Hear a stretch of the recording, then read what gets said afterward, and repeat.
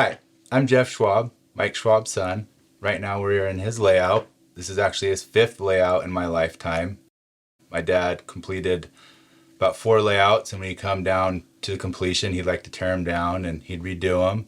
I mean, this was his passion. He loved to build. He loved railroads. Everything about his life revolved around railroads and sports, and obviously family as well too. Detail in these layouts were always amazing. They were never good enough for him. He spent thousands of hours out here. He built hundreds and hundreds of buildings. He changed his scenery multiple times in all different layouts. This is what he truly loved to do, and we're going to tell you a little bit about it.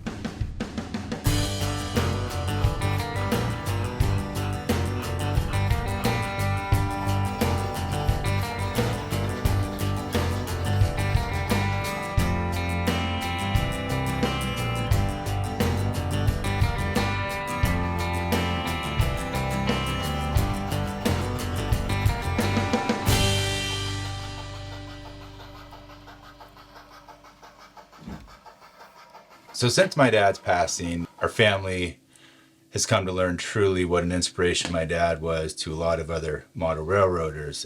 I've been sharing some of his stuff on Facebook, railroad sites, and the comments I get back, really took me back because he was a very inspirational person to a lot of people.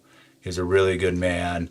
He loved to share his knowledge. He didn't try and hide it, keep it to himself. He had no ego at all. You can never tell that he was winning awards and stuff. He kept it to himself. Just hearing that he was an inspiration to a lot of people really made us feel good, and it went a long way just hearing those comments.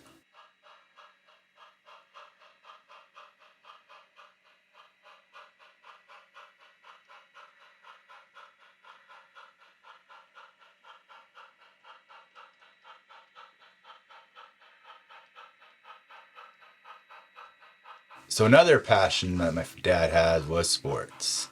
He was a huge San Francisco Giants fan, San Francisco 49ers, even liked the Warriors. He watched every single Giants game, on TV, every single Niner game. And when you come out into his layout, KMBR was always playing, and that's a sports station of the Giants and the 49ers. And he loved to talk sports as well. He managed his time around both. He knew what time the games were on, so sometimes he'd come build for a while, and when the games start, he'd go back in the house and he'd watch the game. Lots of weekends, he'd be out here listening to the game while he's building on his railroad. You can always talk to my dad about railroads and sports, that is for sure. He has a lot to say about both.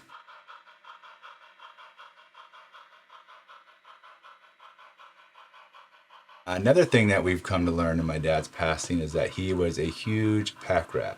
He kept everything, every scrap of wood you could possibly imagine. If it was anywhere from 2 inches to 8 feet long, he kept it. He had so many trees for his layout that he had nowhere to store them, so they rode in the trunk of his car for who knows how long. It could have been years. I'm sure they traveled all over the state with him, and it was literally just a box of trees in his trunk. And he did not throw out anything.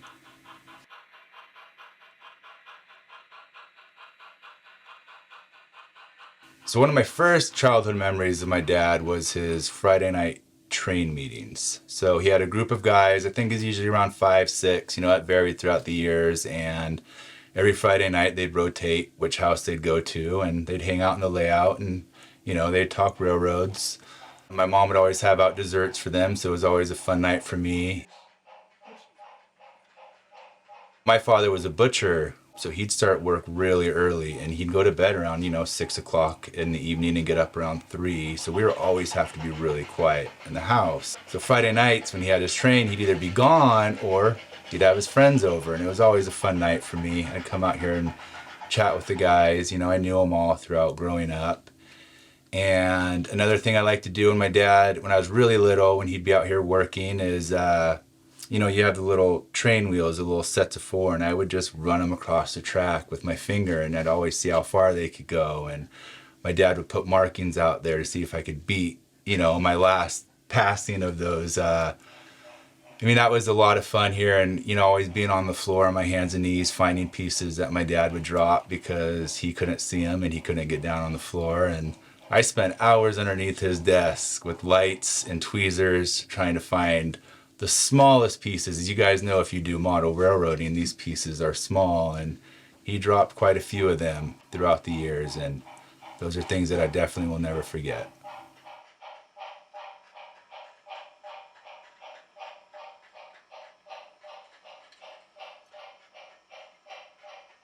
So anybody that knew my dad really knew that he was he had a routine. He's very calculated. His day was planned out ahead of time, every single day. And a lot of people don't know about my dad, and my dad carried the same amount of change in his pocket every single day. He'd start with that, and then when he'd come home, he'd clean out the extra change and he'd put it into his little pile of change. And throughout the years, he'd always roll his quarters, and sometimes I'd get some of that money if I'd help him, but he always put that towards his layout. That was kind of his allowance. And I remember when I was younger, when he'd come home from work, the first thing he would do is he'd pour his glass of Pepsi, he'd put it on the counter, he'd put his radio on the table with his newspaper, have the sports page open, KMBR playing. He'd go take a shower, he'd come back, he'd eat his lunch. When he's done with his lunch, he'd come out to his layout. That was his routine for countless years when I was a young kid.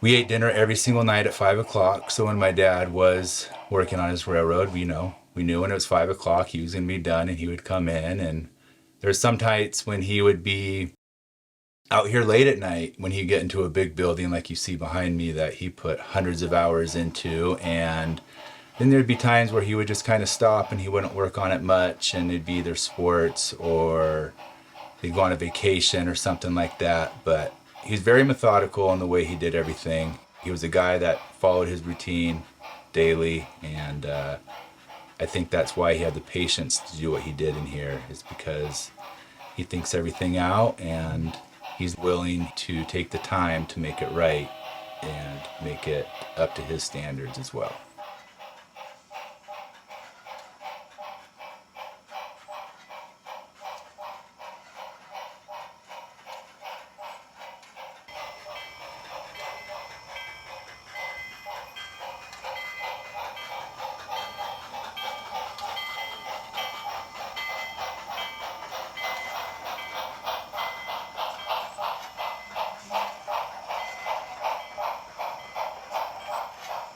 So back in 1971, my parents bought their first condo, and as it happens now, my wife and I actually rent one of those condos. It's not the exact same condo, but we have a little storage. It's about 3 foot by about 5 feet that we can't really fit anything into.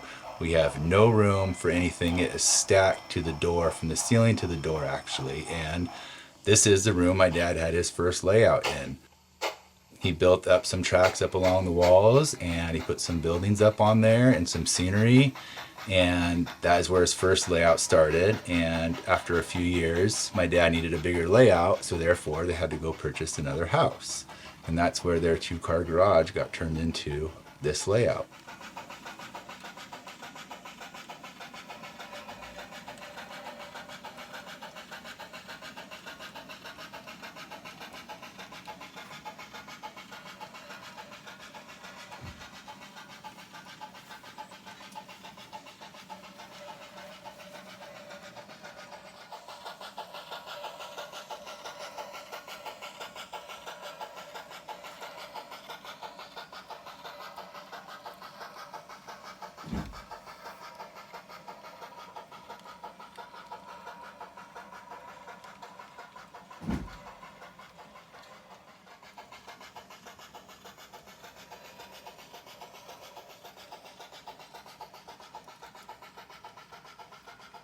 So we really hope that this video helped you get to know who my dad really was. He was definitely more than just a model railroader.